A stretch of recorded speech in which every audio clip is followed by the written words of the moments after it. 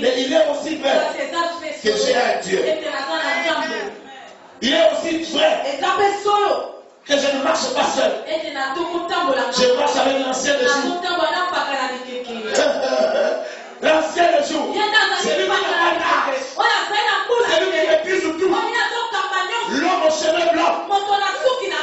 C'est lui qui sort le son de sa bouche. C'est avec lui que ça marche. Est-ce qu'il t'arrive de vivre cela? Et de reconnaître que l'Éternel est grand. La célébration. Alléluia. Amen. Et pendant qu'ils étaient en train de parler, les peuples étaient en train de pleurer. Tout le monde est en train de pleurer. La Bible dit que la gloire du Seigneur est descendue. Dans le campement d'Israël, Dieu descendait. Il a mis en forme de colonne de feu. La journée, il descendait comme une colonne de nuée. Alors une colonne de feu est descendue. Et l'Éternel s'est dit à parler. L'Éternel dit, Moïse, jusqu'à quand? Jusqu'à quand? Ce peuple va continuer à me mépriser.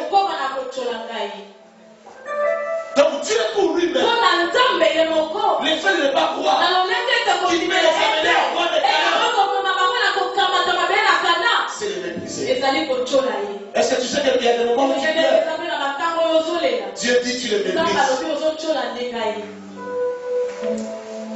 Est-ce que tu sais que pendant des moments de souffrance, pendant que tu te plains, au ciel Dieu dit, Seigneur me méprise. Il n'a pas de considération pour moi. Il ne m'honore pas. Il me méprise devant les difficultés de sa vie. Il trouve que ses problèmes sont plus forts que moi. Au lieu de me louer, il me méprise. Au lieu de louer ma main puissante, au lieu de louer ma gloire, il ne peut que me mépriser. Il veut tu vas entendre l'accomplissement. Apprends à célébrer Dieu. Je parle à quelqu'un. Apprends à célébrer Dieu. Dieu dit jusqu'à quand Moïse? Son peuple me méprisera. Non, je vais tuer ce peuple. Je vais tuer ce peuple. Je vais exterminer par la peste. J'ai envie d'exterminer ce peuple. Moïse, je vais exterminer ce peuple. Parce qu'il me méprise. Il me méprise comment? Il me méprise pourquoi? Parce que simplement il ne croit pas qu'ils peuvent entrer dans la terre.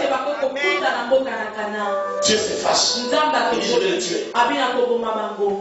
Est-ce que tu sais que c'est une malédiction de mépriser Dieu? Est-ce que tu sais que c'est une malédiction de penser que tes problèmes sont plus forts que Dieu? Est-ce que tu sais que ça entraîne la malédiction de tes difficultés sont plus puissantes et plus tenaces que Dieu? C'est une malédiction. Dieu dit je vais tuer ce peuple. Parce qu'il refuse de croire que je peux l'amener jusqu'à Moïse commence à faire l'intercession. Il dit oh Dieu ne fais pas ça, s'il te plaît. Ne fais pas ça. Parce que les Égyptiens l'apprendront. Les Amoréens l'apprendront. Tous les peuples qui nous apprendront. Ils apprendront que tu nous as sauvés. Et tu nous as tués dans le désert. Ne fais pas ça. S'il te plaît, ne fais pas ça. Ne tue pas ce peuple. Ne tue pas. Comme ta parole le déclare, tu es riche en bonté et dans la forêt. Tu t'en donnes l'unité et la rébellion. Alors Seigneur, fais-nous grâce. Ne tue pas. Dieu dit non. Parce qu'il ne croyait pas. Il ne croyait pas que je peux. Le frère qui a vous savez ce que Dieu a fait? Il ne les a pas tués tout de suite. Mais Dieu les a fait traîner là, dans le désert, avant qu'ils ne prennent Canaan, pour les tuer tous. Il les a tués petit à petit. Ils sont tous tombés dans le désert. Vous savez pourquoi? Parce qu'ils refusaient de croire que Dieu pouvait leur donner la victoire sur les Est-ce que nous sommes ensemble? Alors que de l'autre côté, le fils d'Anak, il a Dieu s'est fâché. Il les a fait traîner. Un voyage d'une semaine. Il a fait 40 ans. Dieu s'est dit, quand vous allez expirer le pays, et vous allez trouver que moi, l'Éternel, je ne peux pas vous faire la paix. Vous ferez 40 ans dans le désert. Et ils sont morts. C'est une nouvelle génération. Ce sont leurs enfants qui sont entrés. La célébration. Il est apprendre à célébrer. Quand on célèbre Dieu, il y a des miracles qui se produisent. Dieu aime qu'on le célèbre. Dieu aime la gloire. Dans Esaïe chapitre 42, il dit, je partage ma gloire avec personne. Je ne donne ma gloire à aucun homme. Il ne donne pas sa gloire à elle. Dieu attend de toi la célébration. Est-ce que je parle à quelqu'un? Dieu attend que tu le célèbres. Dans tous les moments de ta vie, dans les moments difficiles, dans les moments compliqués, que tu le célèbres. Quand tu le célèbres, il est Dieu pour toi. Et il va manifester sa divinité. Quand tu ne le célèbres pas, c'est une façon de le mépriser. Apprends à célébrer Dieu. Apprends à dire, même si je n'ai pas d'enfant, et l'Éternel donne des enfants. Apprends à dire, même si j'ai échoué, je sais une chose, l'Éternel fait réussir. Est-ce que quelqu'un m'entend? Est-ce que quelqu'un m'entend? Même si je n'ai pas mangé, et les oiseaux du ciel, ils ne sèment le manchon, ils mangent tous les jours, parce que l'Éternel les fait manger. Est-ce que quelqu'un m'entend? Est-ce que quelqu'un m'entend? Dans notre passage que nous avons lu dans Actes des Apôtres, Paul et Silas étaient partis en mission. Ils arrivent dans une ville, ils sont en train de prêcher. Il y a une femme voyante qui les poursuit et qui commence à parler derrière eux. Ce sont les serviteurs du Très-Haut. Cette femme avait l'esprit de Python. Paul s'est levé et dit, pourquoi esprit de chant, pourquoi esprit de Python sort de cette femme? Cette femme-là faisait de la divination. Et elle rapportait du bien à son maître. Quand cet esprit est parti, elle ne pouvait plus faire de la divination.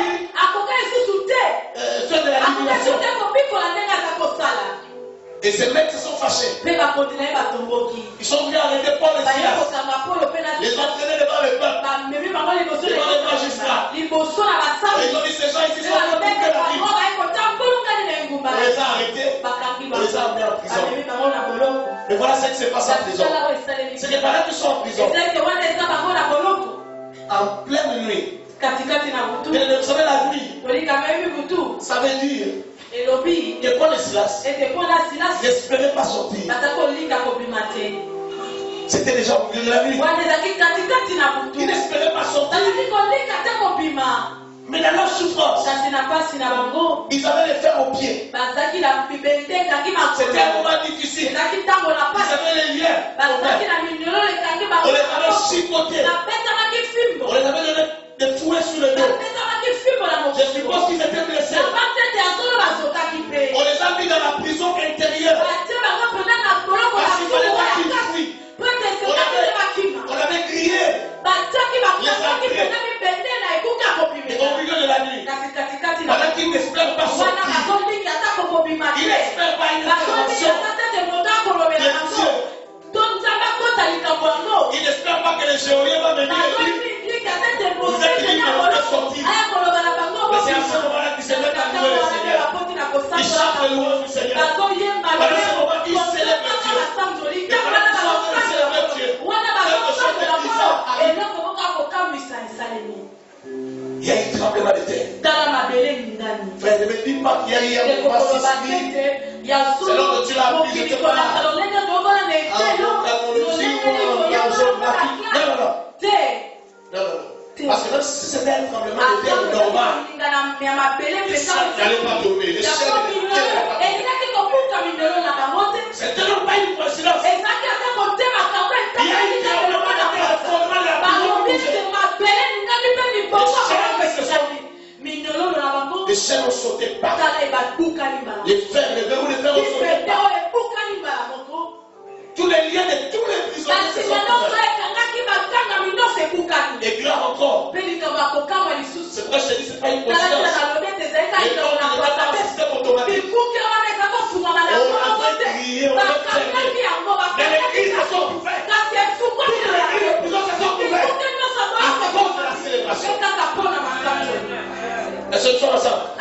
Au point que les géants s'est levé. Tous les prisonniers ont fui.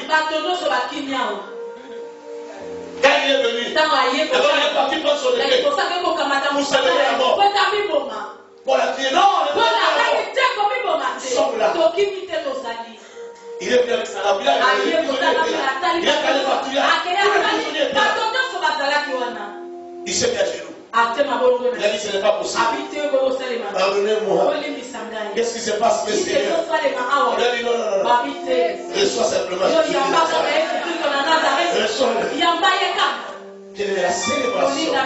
Tu ne peux pas réaliser ce que la célébration peut apporter à la vie. Une vie qui célèbre Dieu. C'est une vie de miracle. J'ai dit c'est une vie de miracle. C'est une vie des inattendus. C'est que tu ne vas pas avoir arrivé par la célébration. Je crois que tu ne vas pas comprendre. J'ai dit ce que tu n'attends pas va arriver par la célébration. Il faut savoir célébrer Dieu. Au milieu de la nuit, au milieu de la souffrance, dans la vallée de la souffrance, dans les déserts, dans les moments les plus difficiles, une petite expression d'adoration, de louange, et ça donne une montagne de célébration. Parce que c'est le moment précis où aucun païen, où toute la création n'attend pas que tu loues Dieu. Est-ce que quelqu'un me comprend? Est-ce que j'ai l'impression que tu ne comprends pas bien? Est-ce que tu me comprends? Parce que toute la création, à ce moment-là, n'attend pas que tu célèbres Dieu. Et quand tu célèbres Dieu, c'est un grand moment. Un très grand moment. Amen. La prison s'ouvre. Il faut recevoir Jésus.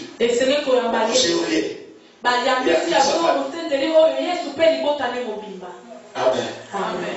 Amen.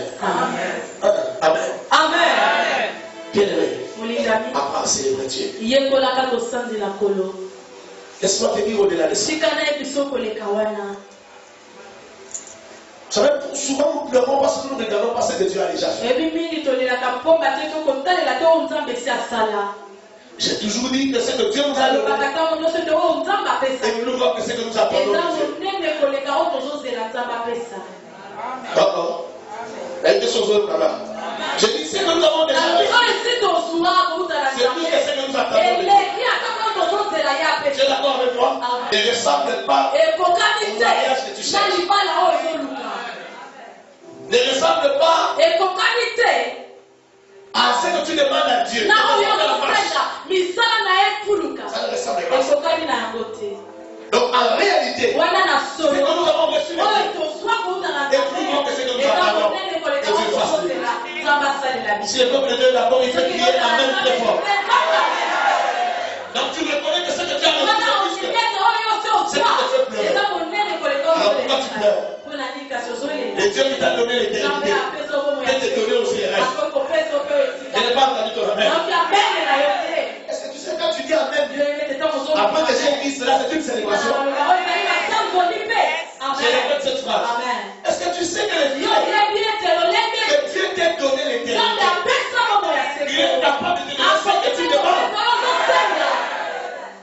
Il faut que tu le saches. Et il faut que tu apprennes à célébrer.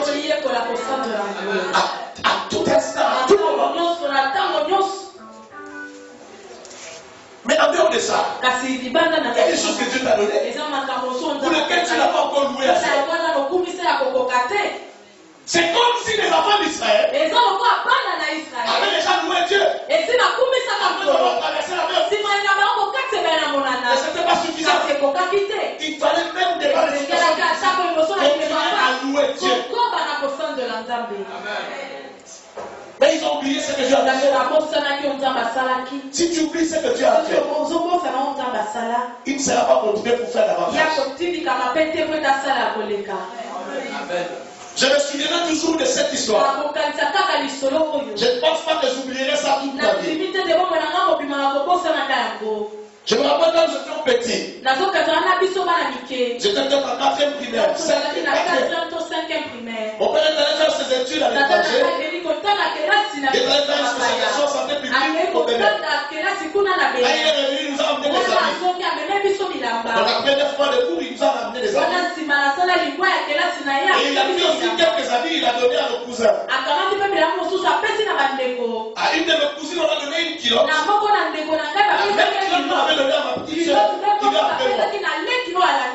Pour ma petite soeur, si je ne me trompe pas, la culotte avait la couleur orange. Et pour ma cousine, c'était en bleu. Mais qu'est-ce que je constatais? Ma petite soeur, elle portait cette culotte-là le dimanche pour aller à l'église. Elle portait ça tout le temps. Elle portait ça chaque fois. C'était son habit de sortie. Mais quelques semaines après, j'ai vu ma cousine quand je suis allé la visiter.